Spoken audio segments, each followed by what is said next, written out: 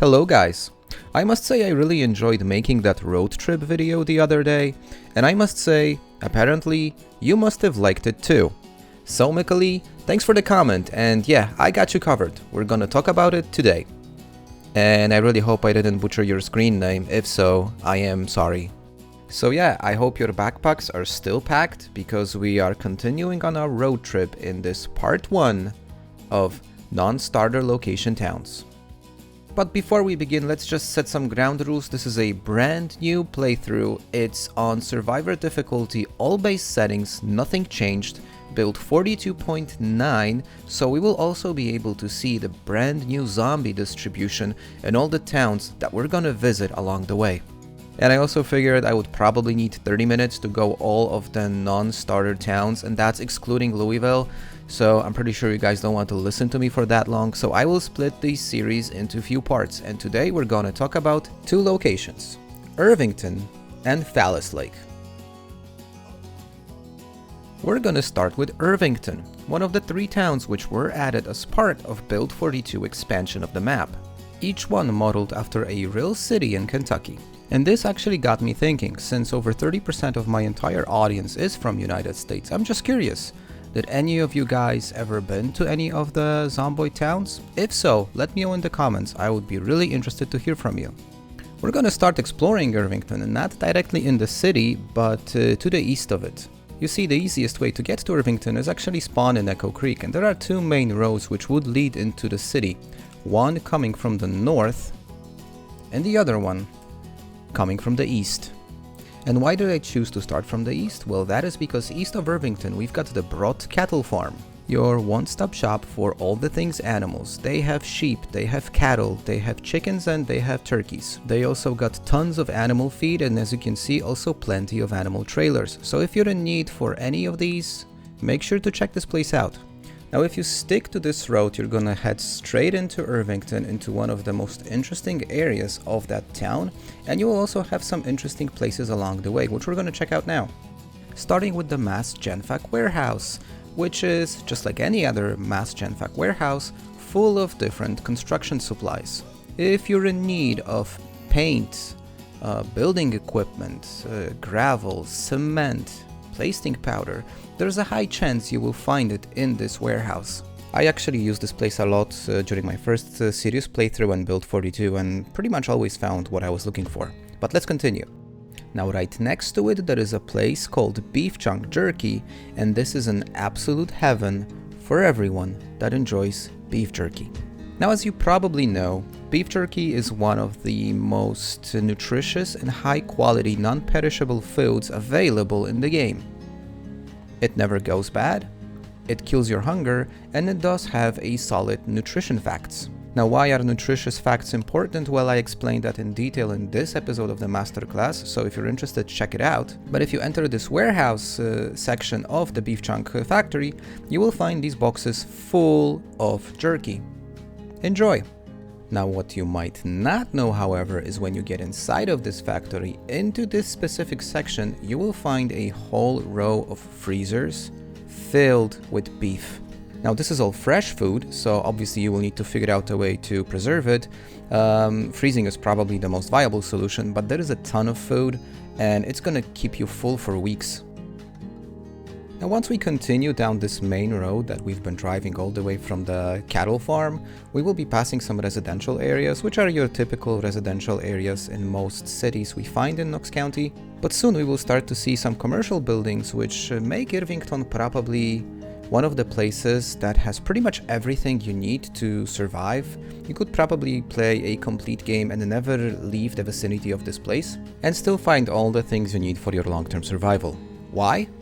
Well, let's have a look. We've got the Irvington Tobacco Store. Now, smoker is one of the most commonly picked trades, and securing access to cigarettes is something we all need to take into consideration when we pick it.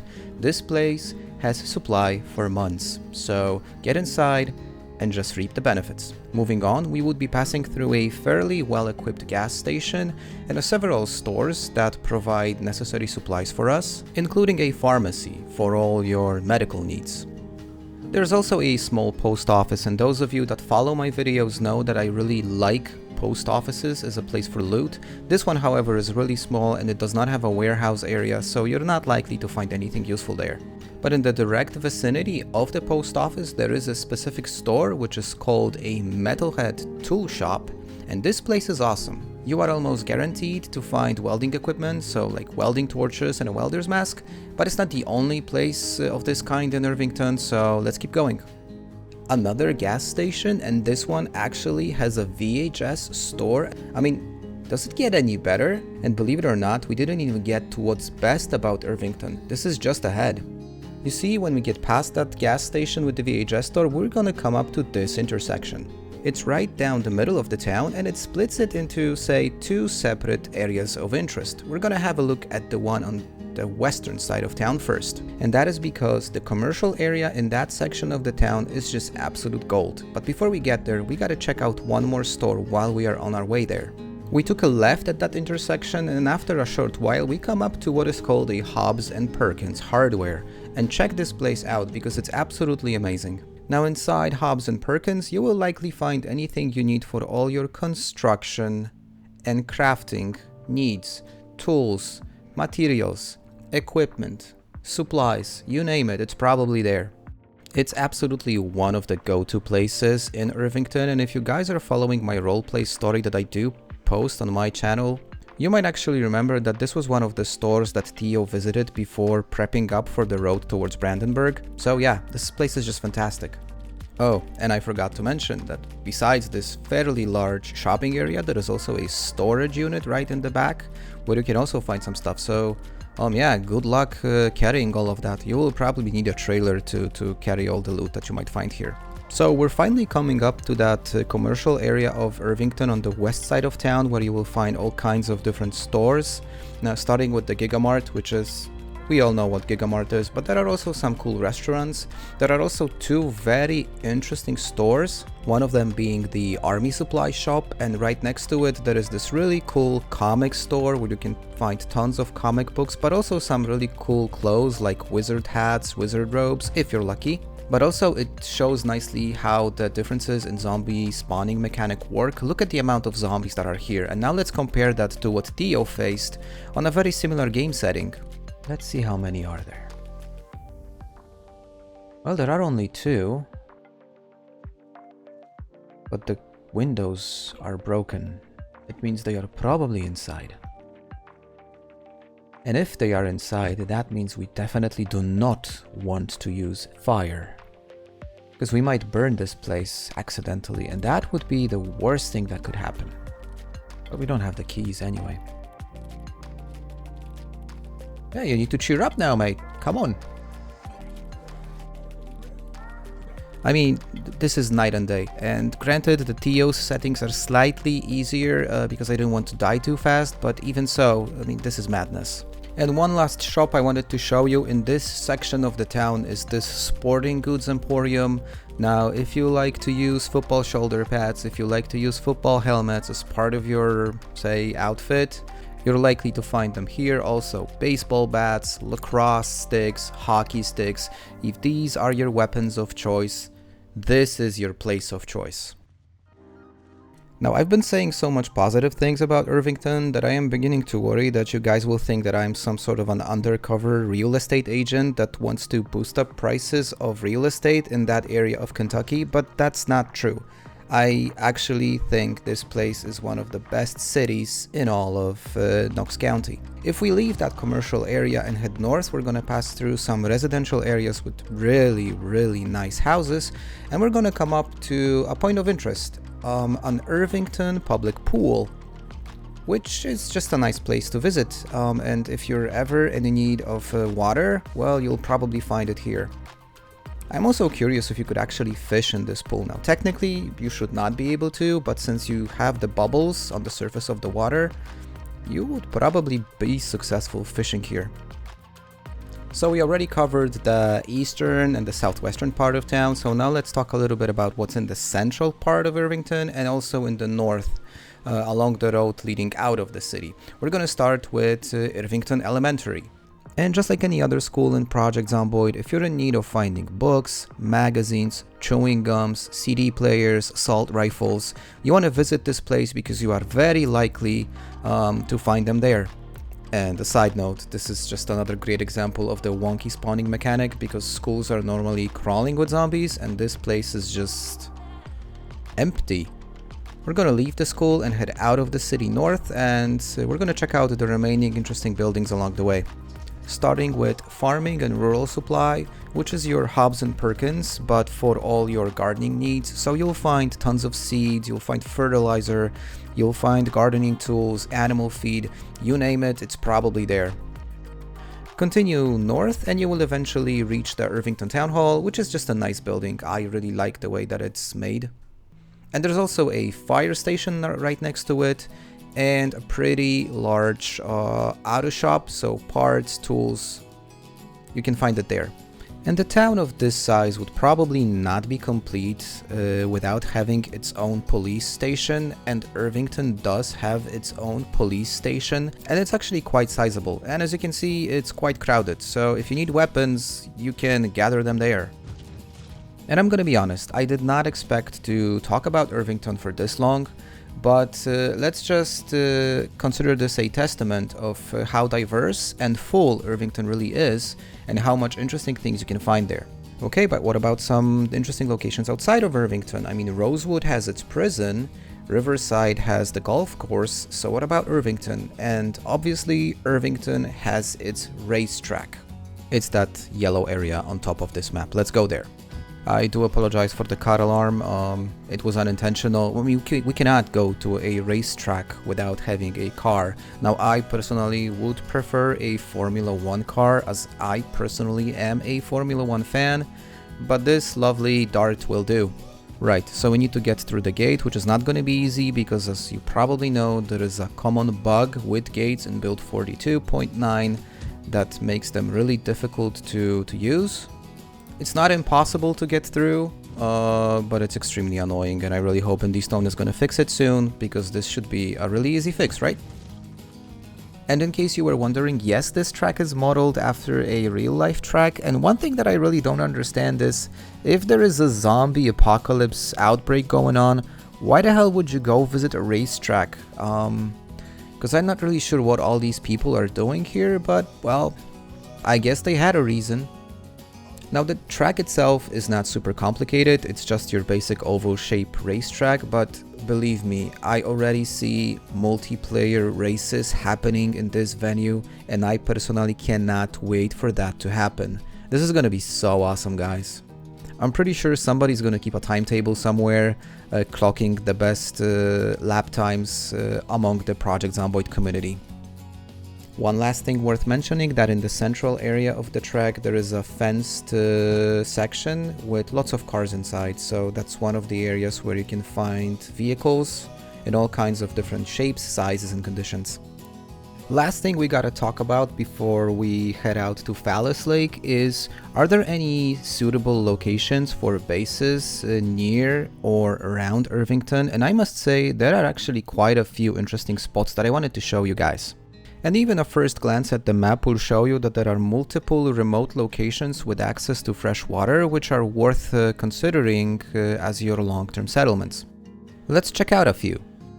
This one right here is a very nice house with a great patio, a garage, and access to two rather large ponds for your fresh water and fishing needs. I mean, this place has everything you need. It's close to a road, it's graveled, I mean, just perfect. The other location is a bit more remote, but it might look familiar to you guys, because this is actually the place where I based in one of my playthroughs, used for several different episodes of the Masterclass. A really cool two-story house with a garage section at the ground floor, a pond nearby, and tons of space for farming and also animals. And finally, a last one on the northwestern edge of the Irvington area. This place gives me those riverside farmhouse vibes, very common place a lot of Project Zomboid players base. Now, this place is very similar to the first house I've shown you. Also a nice patio, it has ponds nearby and tons of space, and already predetermined areas for chickens. So if omelets are your thing, consider this as your go-to place.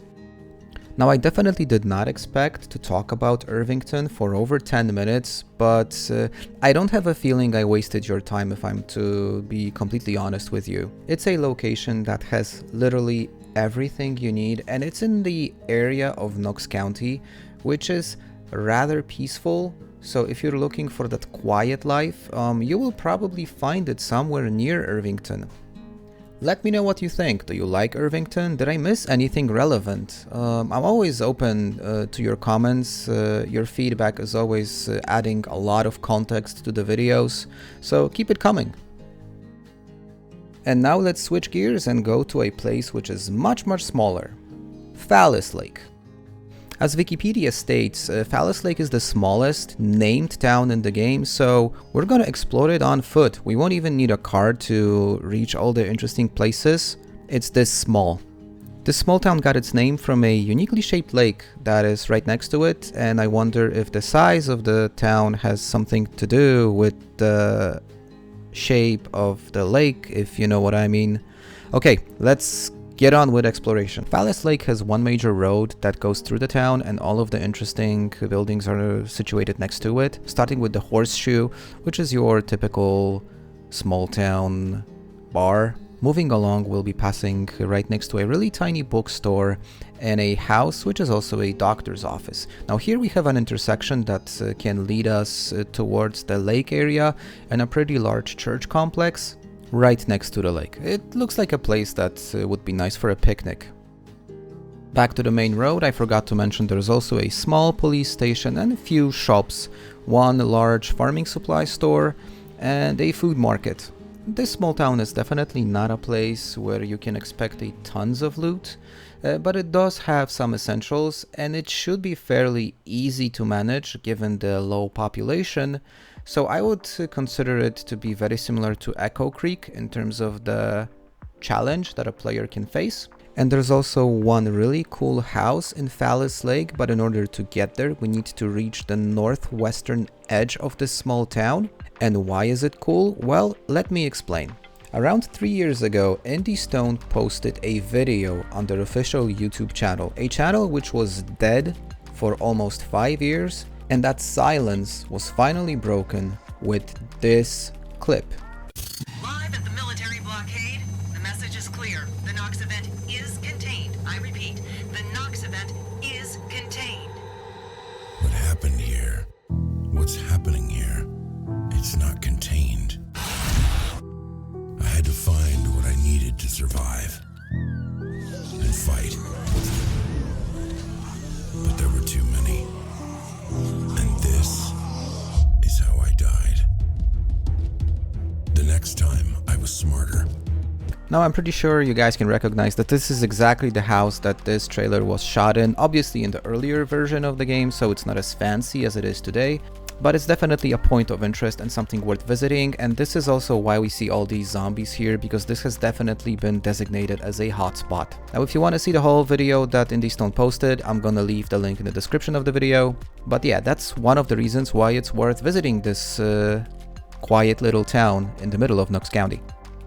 You see, originally I also wanted to talk to you about Ekron in this episode, but we've been going for almost 20 minutes and I figured I gotta move it to a different episode. So yeah, this particular mini-series is gonna take a while. Expect more episodes covering all the other non-starter locations in Project Zomboid. And I probably should have mentioned this at the very beginning, but the fact that these are non-starting locations does not mean you're not able to spawn here. There are mods which allow you to spawn in these cities. So if you want to mix your game up and start somewhere else, I'm gonna link the mod I am using for different spawns in the description of the video. If you would like to stay up to date, hang out and get in touch with me, or have influence on what's coming up on the channel, I invite you to my Discord. Our community is growing and is very vibrant. As always, thank you for supporting me, thank you for all the comments, for all the likes. If you're not subscribed to the channel yet, but you like this series, make sure to do so by clicking that red button.